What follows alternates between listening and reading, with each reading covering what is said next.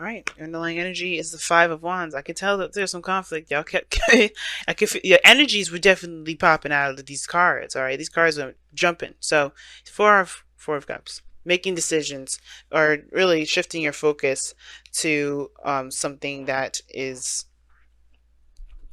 making shift your focus away from the familiar, away from the, the same old, to taking a chance in a new direction. Really, shifting your focus from the old and, you know, being able to embrace a new. Right, because your mind, if your mind is in a different, in a mindset, if your mind is stuck in a certain way of seeing the world, you have to do something drastic. You got to kind of break free from that. But how you do that? By, shifting your focus and being open to new things. Right? If it's emotional, it's about being, it's about shifting your focus to something different. Now, you got the Five of Wands coming up in this reading here, which indicates to me that there is some conflict. Now, it could have been that you guys have been waiting on some sort of offer, or you guys have been waiting on some sort of response to an offer, perhaps. Or you guys are just feeling emotionally stuck. You don't know what you want. You kind of feeling emotionally like congested, if that makes sense, because it's just like it's been the same old stuff for so long, and it just kind of feels like, it's almost at that uncomfortable feeling of settling into a situation that you're not really 100% feeling. Now, for some of you guys, yeah, I think the reason why the Two of Cups was coming up and Temperance and the Death card was coming up, because I think you're remembering a time when your relationship, the one that either you're currently in, or the one that, or others that you've been in previous, how happy they were, how happy you were, and trying to make sure that you weren't going into it with rose-tinted glasses, or trying to see if there was, what was the realness behind those emotions. Was it just the excitement of just being together, or was it just, or was it legitimate hardcore feelings? And those are some hard questions that only you can answer, Gemini, right? I can't answer those for you. You have to kind of figure those out on your own. And it's interesting that you have your card coming up here, which is the Lovers, crossing you. Now, the world is your challenge, is the heart of the reading, which talks about the completion of a cycle, right? Ending something, letting things go. You're not necessarily letting things go, but you're transitioning from one phase of your life to the next. Nice, right? But the thing is that you have the Lovers crossing that. So I'm going to say, you have some unfinished business regarding a connection that you have with an individual, regarding how you see love. It could be that too, right? Now, it's very similar to Taurus, because they had the Ten of Swords and the Lovers come out, as a jumper. But the Lovers is more of a personal thing. Even though there's other people involved in this card, it's personal because this is you accepting your emotional side. I know it's all about, for a lot of readers, it's the choice, it's the decision. And I personally used to read that way. But as I kind of, got more involved in tarot, and I, talked to my friend, that really, really helps me, understand myself and what I read for myself all the time.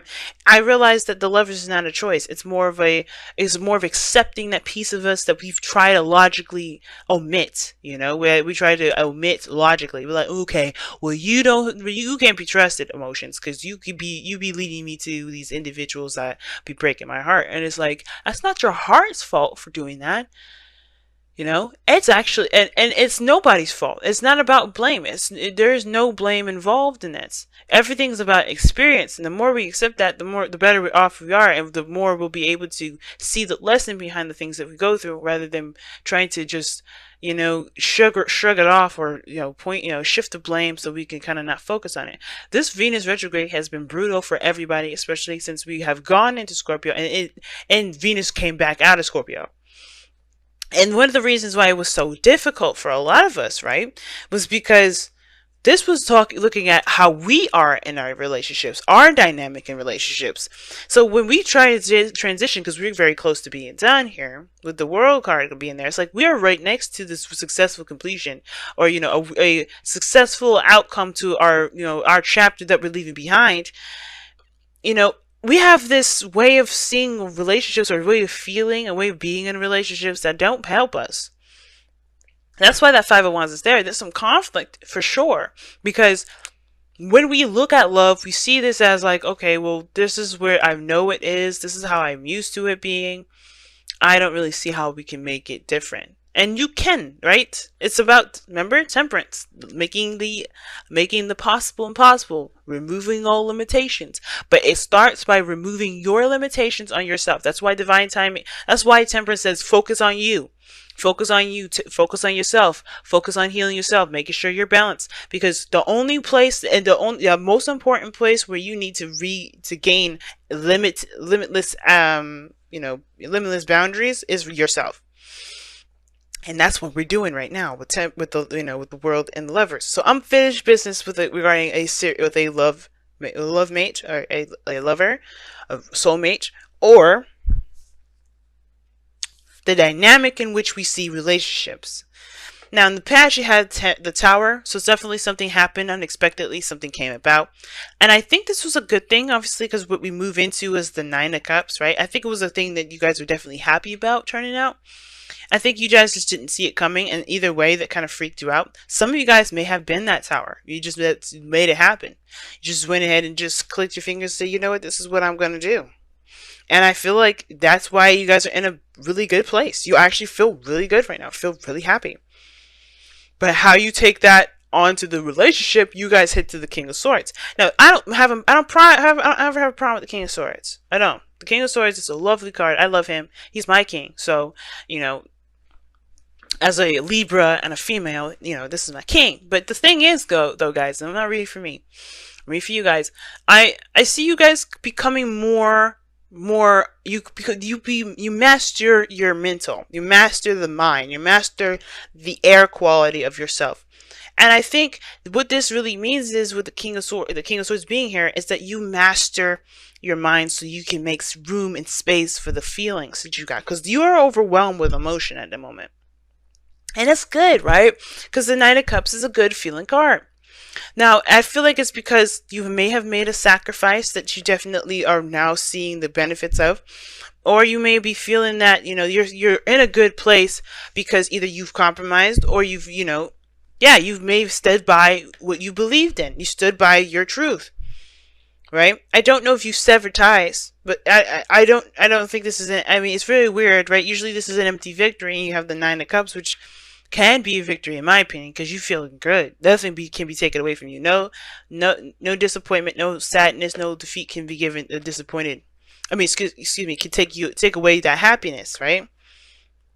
And I feel like with that Five of Swords there, is that somebody, I think you really focus in on what it is, on yourself. You're focusing on yourself.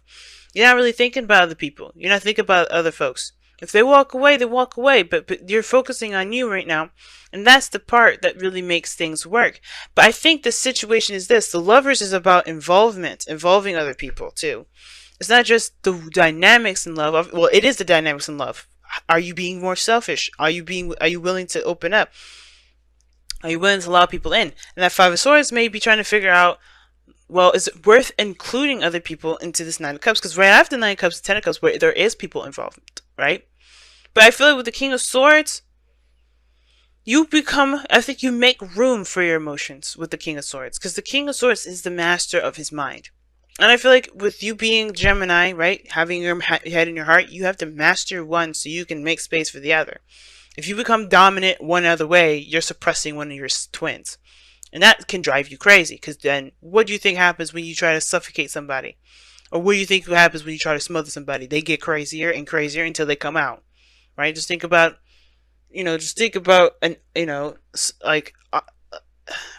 like say boiling water. Like, you can't contain that bitch. It's going to boil, right? It's going to boil, it's going to bubble over, it's going to go crazy. So it's about making space for your emotions. It's about making space for how you feel, but also making the best decisions for you, based on your own religion to yourself, your own belief system, and how you believe people should treat you, how you should treat yourself, etc. Now, I think you guys want a relationship here because the Hierophant is in your goal and ambition. Okay, I do really think that you want this. I do. Some of you guys could be seeing a Taurus. But I don't necessarily think that this has to be anybody, because this could be that you want to commit to yourself, and to feel, like you're headed in a different direction on how you feel, and commit to that, right? You want to commit to the new you, commit to the new boundaries, commit to the new routines, commit to the new structure that you set for yourself, or dynamic that you set for yourself. Now, you may have you may be wondering whether or not this is a dream worth pursuing here, because there may be a relationship or a age, race, culture, religion dynamic that's different. You may be dealing with somebody that has a totally different culture than you do. You may be dealing with somebody that's very different in regards to the kind of person that they are, like who the kind of person that you've been used to dating or being around, or being used to. But should that stop you from having the relationship? Because the King of Swords is open. He doesn't change his truth, but he's open to people. He's open to truth. He's open to different folks. He's not going to change his own. It's stuck. It's not fixed. I mean, it's not fluid. It's stuck. It's fixed. So he's not going to change all that, but he's open to things. He's open to gaining a different sort of perspective from other people to kind of figure out for himself if that's something he wants to change. But even then, right, he's not going into it to change his perspective. He's going into it because he's secure in his perspective, because it's something that settles him. It's grounding him. It's something that he's definitely 100% he believes. Y'all could be seeing Aquarius for all I know. But the situation is this: it's like, I feel like you guys want to commit to something. I think you guys want to be in a relationship or in a stable commitment with this person. And I feel like it comes from committing to yourself, and that is committing to your emotions, most importantly. Okay. Now, you guys have the Page of Cups in your outcome, and I don't mind this here, because this is a cultivation of something new, something emotional for you guys. Like, it has a lot to do with your heart's desire. Cultivating of your heart's desire here. And I don't mind this card coming up, because you gotta start somewhere. And you got, and I feel like this is also communication of love here. Somebody may come out and communicate with you about how you feel, or you feel more encouraged to do that very same thing, just coming from the heart and communicating based on your emotions. No longer being the detached Gemini, or the Gemini that's afraid of commitment. You're gonna embrace that bitch. You can be like, yeah, let's get married. I'm just kidding. For some of you guys, maybe. But that's the conflict, right? The conflict is whether this is a good decision to be open like this, to be to be good, to feel happy, or to by taking a risk or sacrificing something, right? And I feel like your advice is saying to commit to yourself, to commit to this dream, to commit to your wish, commit to the relationship, because the King of Swords never loses himself. When he was married to the Queen of Swords or divorced, he never lost his self. That's why they're divorced. Their dynamic didn't work, right? Or maybe it did a little too well. Who knows? But the King of Swords never loses himself. And that's why I say, when it comes to this situation, I don't think you lose anything. You don't ever, not really. I feel like, you just not be, you no longer single? Cool, alright. But the thing is that you don't lose yourself, though. The person in your life, the soulmate that comes into your life, when I was doing those soulmate investigation readings last week, that was for, to help you figure out who you have become, to get to your highest potential. Because the soulmate is not meant to change, it's not meant to mask you. It's supposed to show you back to yourself, so you could get to a better place. And this is Venus retrograde, so you can be damn sure that that's what's going to happen. So let's go ahead and pull your Messenger Oracle card for the next couple weeks here. See the truth. And that's pretty blatant right there in itself, right? See the truth of a situation, of the dynamic of something, right? Understand where you're coming from. Understand where the other person's coming from. Everything that's in the darkness will come to light. And there's nothing in the dark at all, as a matter of fact. Okay, well, there's the moon that's coming up. I was searching for that. I was like, where is it? But this was talking, when I go back into these decks, right? It's going through, it's the confusion that we have in ourselves, because there's nothing confusing here. The world is a great energy. The tower, you had everything hit rock bottom. You had the foundation completely destroyed. It could have been it could have been you that's done it. It could have been someone else. All in all, you're coming from a place of a resetting standard. You're coming from a reset position. So seeing the truth is practically saying, you're walking on new ground to start fresh. You're going from a place, and you're going into this with a specific perspective.